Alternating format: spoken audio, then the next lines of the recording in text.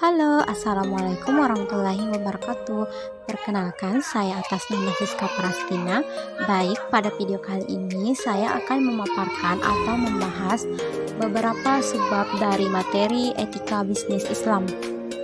Pertama-tama, kita harus mengetahui terlebih dahulu apa itu etika bisnis. Etika berasal dari bahasa Yunani, yaitu dengan kata ethos yang berarti adat istiadat atau kebiasaan. Sedangkan bisnis merupakan suatu istilah untuk menjelaskan segala aktivitas berbagai institusi dari yang menghasilkan barang dan jasa. Sehingga dapat ditarik kesimpulan bahwa etika bisnis adalah perwujudan dari serangkaian prinsip-prinsip etika normatif ke dalam perilaku bisnis. Adapun pengertian dari etika bisnis Islam yaitu serangkaian aktivitas bisnis dalam berbagai bentuknya yang tidak dibatasi jumlah kepemilikan hartanya termasuk profit, namun dibatasi dalam cara memperolehnya dan pemberdayaan hartanya karena aturan halal dan haram.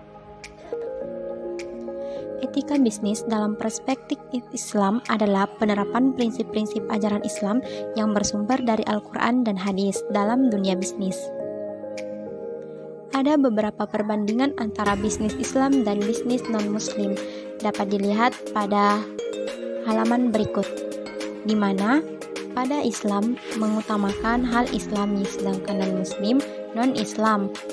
Yang kedua yaitu akidah Islam sedangkan non-Muslim yaitu sekularisme, di mana bisnis Islam mengutamakan dunia akhirat sedangkan non-Muslim yaitu dunia semata, di mana bisnis Islam mengutamakan falah, kebahagiaan antara dunia dan akhirat.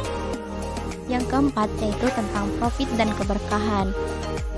Dalam bisnis Islam tidak hanya mengutamakan keuntungan semata, akan tetapi lebih kepada keberkahan hal yang dilakukan tersebut. Sedangkan pada bisnis non-Muslim berorientasi pada keuntungan yaitu profit. Yang kelima, bahwa bisnis Islam merupakan bisnis bagian dari ibadah, sedangkan pada non-Muslim, bisnis adalah kebutuhan dunia. Pada bisnis Islam selalu memperhatikan halal dan haram hal tersebut, sedangkan non-Muslim halal dan haram tidak lagi diperhatikan. Pada pembahasan kedua, kita akan membahas tentang baik dan buruk aktivitas bisnis dalam Islam.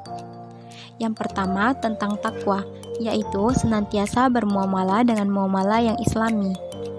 Adapun aktivitas dan etika bisnis Islam adalah sebagai berikut. Yang pertama, di mana pebisnis itu harus jujur atau sidik. Sidik berarti berkata benar atau jujur, baik pada diri sendiri maupun kepada makhluk lain serta kepada Sang Pencipta. Tanpa kejujuran, semua hubungan termasuk hubungan bisnis tidak akan berjalan lama.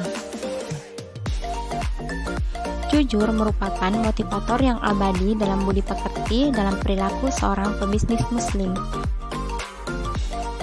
Poin kedua, di mana orang itu harus amanah.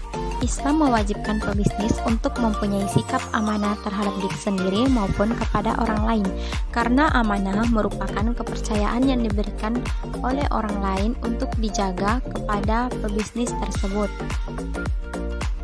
Poin ketiga yaitu di mana pebisnis harus adil. Islam sangat menganjurkan untuk berbuat adil dalam berbisnis dan melarang berbuat curang, karena kecurangan dalam berbisnis pertanda kehancuran dalam bisnis.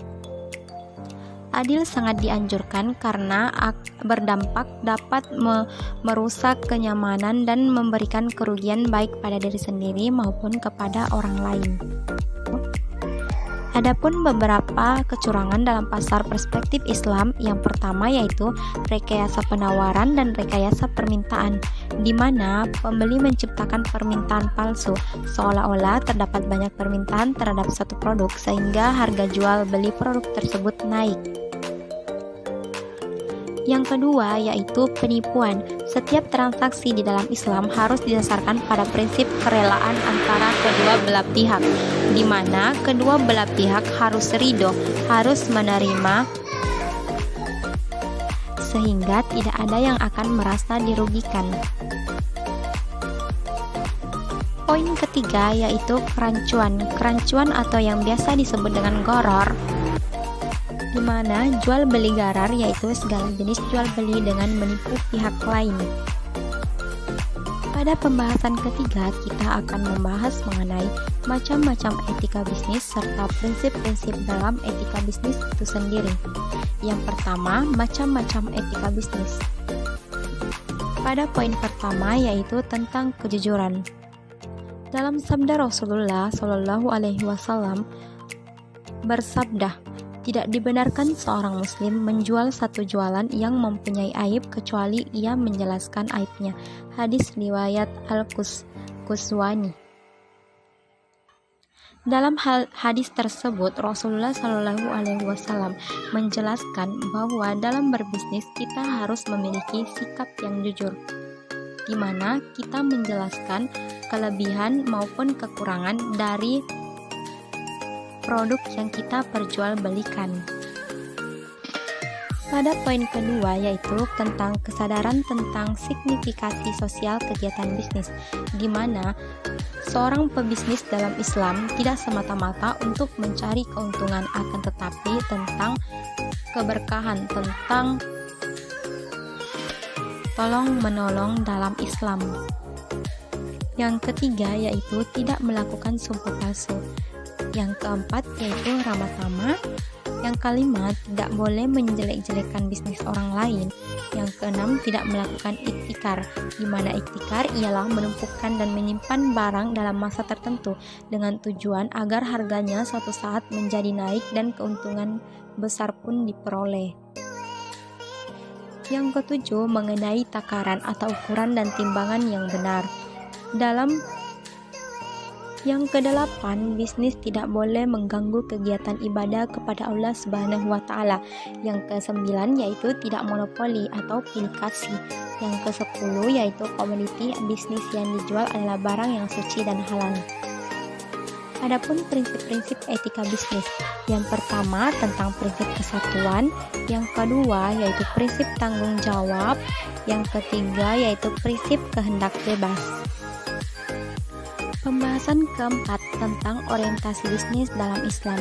Dalam menjalankan suatu bisnis, setiap pelaku usaha diwajibkan menentukan dan mengerti betul tentang tujuan bisnis tersebut. Sehingga jika bisnis kita mengalami kerugian, bahkan kebangkrutan, maka kita tetap dapat bangkit dan berjuang kembali, sebab tujuan yang telah kita tentukan sejak awal. Bisnis dalam Islam bertujuan untuk mencapai yaitu target profit, target hasil, pertumbuhan, serta keberkahan. Pada target profit, jika seseorang memerlukan sesuatu, maka kita harus memberikan laba yang minimal jika perlu tanpa keuntungan. Yang kedua, jika seseorang membeli barang dari orang miskin, harga sewajarnya dilebihkan. Yang ketiga, jika seseorang ada yang berhutang kemudian tak bisa membayar, maka diperpanjang dan tidak memberatkan. Yang keempat, bagi mereka yang sudah membeli namun tidak puas dan ingin mengembalikannya, maka harus diterima kembali. Yang kelima, yaitu penghutang dianjurkan untuk membayar utangnya lebih cepat. Pada poin kedua mengenai target hasil, tujuan bisnis tidak hanya berfokus mencari profit setinggi-tingginya, tidak hanya keuntungan, tetapi harus mencari keuntungan benefit non-materi kepada internal organisasi, perusahaan, dan eksternal, seperti terciptanya suasana persaudaraan, kepedulian sosial, dan lain sebagainya. Ketiga, yaitu target pertumbuhan. Bisnis yang islami merupakan bisnis yang hanya akan hidup secara ideal dalam sistem dan lingkungan yang islami pula. Dalam lingkungan yang tidak islami, maka pelaku bisnis akan mudah sekali terseret dan sulit menghindarkan dari kegiatan yang dilarang oleh agama, mulai dari uang suap saat perizinan usaha, penyimpanan uang dalam rekening bank yang berbunga, hingga iklan yang tidak senonoh dan kegiatan buruk lainnya. Oleh karena itu, tumbuh tidaknya jenis kegiatan bisnis akan sangat bergantung pada jenis sistem dan lingkungan yang ada. Yang keempat, tentang target keberkahan. Bisnis yang islami dikendalikan oleh aturan syariah seperti berupa halal dan haram, baik dari cara memperolehnya maupun pemanfaatannya. Sementara bisnis non-muslim dilandaskan pada sekularisme yang bersendikan pada nilai-nilai material, tidak memperhatikan aturan halal dan haram dalam perencanaan, pelaksanaan, dan segala usaha yang dilakukan dalam meraih tujuan-tujuan bisnis. Pembahasan kelima mengenai etika Islam mengenai produksi dan distribusi. Pedoman Islam dalam faktor-faktor produksi. Yang pertama yaitu tanah, kedua tenaga kerja, ketiga modal, keempat organisasi. Pedoman Islam dalam distribusi barang dan jasa. Yang pertama tentang keadilan dan yang kedua tentang kebebasan. Baik, itulah beberapa hal yang sempat saya sampaikan. Semoga video ini bisa menambah wawasan kita semua, terutama diri saya sendiri maupun kepada orang lain. Sekian, wassalamualaikum warahmatullahi wabarakatuh.